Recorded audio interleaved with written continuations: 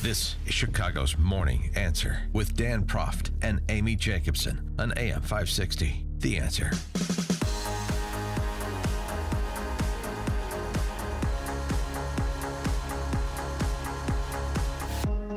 Dan and Amy, good morning. Just following up on our story from end of last hour. I guess Proco Joe Moreno, a.k.a. Gropo Joe Moreno, the alderman, being investigated for filing false police report. I guess he needed his car back because it was his turn to carpool Danny Solis and friends to the massage parlor. Hey, oh, and by the way, his girlfriend or friend with benefits, she spent the night in jail, okay? And he's not in jail right now. We're going to, of course, stay on top of this story and try to find her, but he sent the text messages that we read. He texted her, and the next day he filed the police report saying it was missing. You know, at some point when Proco Joe Moreno can get away with extorting private property owners and filing false police reports, at some point, I don't know what it's going to be. At some point, you're going to have a yellow vest action in Chicago. At some point, when enough people realize there is no justice to be had for people that are not connected to the feudal lords in this city, something is going to happen that sparks a revolt. I don't know what it is. I wish I did, because right now it's just a bolt. People just leaving. Oh, and they're leaving New York, too. Andrew Cuomo just found out when he looked at the state's income tax receipts and found them about $2.3 billion off. Then he took to the airwaves to blame Trump. SALT was an economic civil war. It literally restructured the economy to help red states at the cost of blue states. That's exactly what it did. It was a diabolical political maneuver in the tax code that actually raised taxes on Democratic states, lowered taxes on Republican states, and financed the Republican state tax cut from the Democratic states. Yeah, it was diabolical. So the high-tax states are feeling the brunt of their high taxes, and low-tax states are enjoying a residual benefit for being low-tax state, and that's the choice that every state is making. But Andrew Cuomo doesn't like it, so much so that he's saying, God forbid the rich leave as they are. Wow, it's nice to see even some 60-year-old hack politician who, as I said before, wouldn't be a bathroom attendant in a monkey park without his last name. That's true. And his brother wouldn't have the job he has without his last name. It's nice to see even he can learn an Econ 101 lesson. For other lessons of this sort, we're pleased to be joined by Steve Moore, Wall Street Journal columnist and chief economist for CNN. Steve, thanks for joining us. Appreciate it. Hi, guys. Good morning. By the way, I learn a lot listening to the Dan and Amy show. I had not heard that quote from Governor Cuomo. Yeah. I feel very vindicated, by the way. You know, I was the one who, when we were doing all the tax negotiations and there was talk about maybe we should restore the state and local tax deduction, I said, oh, hell no, we're not going to do that. I mean, there is no reason, and I know, some of my friends in Illinois, and I'm not going to like to hear this because you're a really high-tax state too, but there is no justification for why someone living in Florida or Texas or Tennessee should have to pay higher federal taxes to subsidize the bloated pensions and government services in places like New York and California and New Jersey and Connecticut in Illinois. It just isn't there. And, but now, by the way, liberals love to talk about how taxes don't matter. I mean, Alexandria Cortez said, we can raise taxes to 70% and it won't change people's behavior. Well, look at what's happened when we've capped the state and local tax deduction. Cuomo's right. People are moving from high-tax states to low-tax states.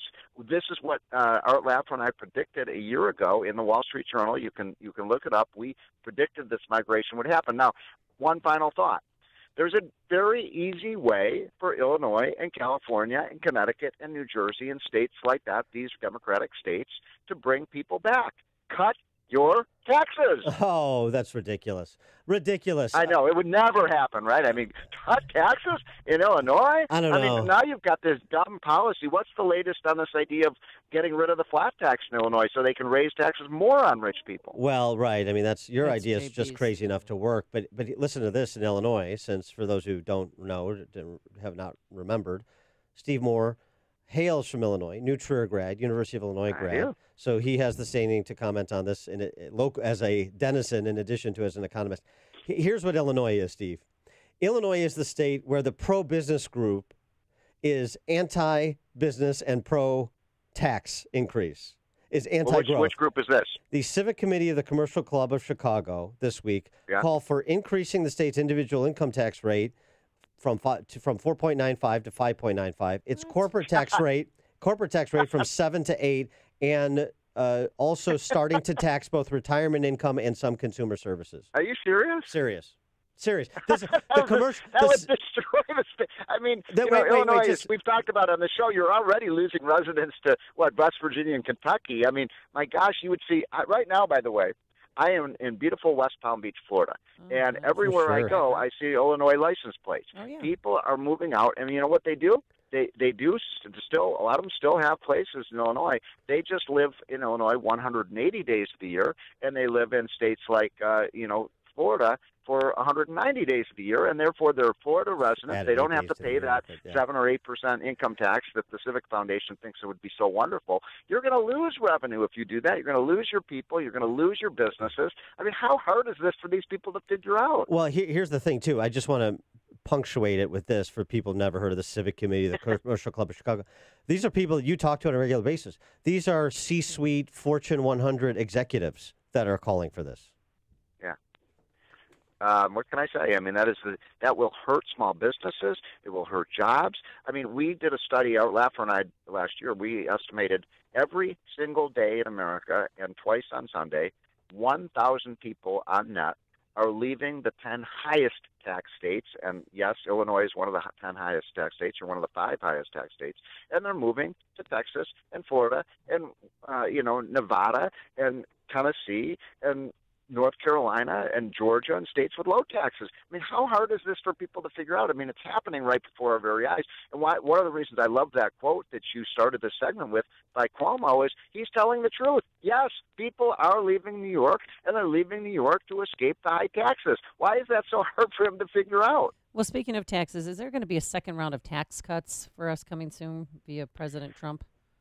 With Speaker Pelosi? You think that's going to happen, Amy? Well, I don't know. I mean, look, I'd love to see it happen. Yeah, I mean, look, they're not going to. They want to raise taxes. Don't you get it? I mean, I'm not just talking to you. I'm talking to the liberals. That the Democrats want to raise taxes. I mean, the new darling of the Democratic Party is Alexandria Ocasio-Cortez. She wants to raise taxes to 70%. By the way, I saw another Democrat said, that's not enough. We've got to go to 80 to 90% tax rates. And then we've got Elizabeth Warren. She wants a wealth tax. And then this other person wants the highest, carbon tax in the world, which is just a tax on your energy use and your gasoline. I mean, Dan, you talked about the yellow vests. I do think the yellow vests are coming in this country. People are sick of it. Why aren't there yellow vests yet in the streets of Chicago revolting against this revolting government? Mark Hemingway, speaking of Speaker Pelosi, Mark Hemingway, formerly of the Weekly Standard, he tweeted out this. I mean, I'm not surprised, but some part of me can't believe we're at a place where the President of the United States said, we renew our resolve that America will never be a socialist country, and the Democratic Speaker of the House deliberately did not applaud. It is sort of remarkable, this moment we find ourselves in, isn't it? It really is. I mean, look, folks. I mean, this is not your parents' Democratic Party any longer. And by the way, I'm not a rah-rah Republican. You guys have known me for a long time. I'm happy to criticize Republicans, but the craziness. I just wrote a column on the Green New Deal. Alicia Cortez just came out with a new.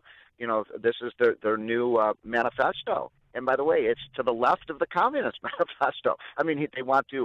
It's basically free health care for everyone. Everyone gets a guaranteed job at least a $15 minimum wage. We're going to eliminate all fossil fuel jobs in fossil fuel production in America. Let's see, that's going to probably cost us about 15 million jobs. It's probably going to double your electricity bills. We're going to have $5 and $6 gallon gasoline, but we have to do this to genuflect to the gods of climate change. I mean, there is a craziness and a rabid lunacy on the left, and so I'm waiting for someone. Where is the adult in the room? On the Democratic side of the aisle, where are the Bill Bradleys and the Sam Nunns and the Dick Gephardts to say this is craziness? The only one I've heard is this guy, what's his name, Howard Schultz, the Starbucks CEO, who I don't agree with him a lot of things, but he's the first one to say this is crazy. Yep, he stood up to him. On the border wall funding, interesting. Yesterday, the House Majority Whip, Democrat, of course, James Clyburn, saying, he'd be open to a border wall if it's demonstrated that if experts say it would work. Other Democrats. Now, who are you talking about? James Clyburn, the House Majority Whip, said that. Yeah, well, that's good. That's my solution to this, by the way. I think because both parties are in a corner right now. We don't want another government shutdown. That'd be stupid. And I don't think Trump would be wise to do this through executive order unless he absolutely has to. So why not do that? Appropriate the money for the border security and let the, quote, experts, the customs and border officials who know the border decide the best way to use that money. I think that would be a good, don't you? I mean, I think that would be a good solution to this, and you wouldn't have to shut down the government. You'd get, look, that's I'm not bad. pro-immigration. I love Trump yesterday saying we need more immigrants. Yeah. We do need more immigrants. They have to come in legally, and it ain't going to happen until we get that border secure. Well, I like that idea because, I mean, it's just a backdoor way to get to the same place because, as President Trump said when he proposed his compromise a couple weeks ago, what I'm proposing is based on the input from those same experts. So if you want to just give them the money and say wherever you think it should be spent, let's spend it, fine, because we already know where it's going to be spent. So, Dan, you and I and Amy just solved the border problem. All right, yes, well, let's end on a high note. Yeah, we did. He is Steve They Moore. need to have us running the government. Wall No, Street. but that's exactly the solution. Everybody goes away happy, and then we can, move on to, fixing our legal immigration system and get, as Larry Kudlow calls them, the brainiacs into this country so we can grow. There you go. Steve Moore, Wall Street Journal columnist, chief economist, CNN. Steve, thanks for being with us. Appreciate it. Hey, take care, guys. Take care. And he joined us on our turnkey.pro answer line. Connect with Dan and Amy on the AM 560 The Answer mobile app. Just text the word app to 64636 to download the app today. Hi, I'm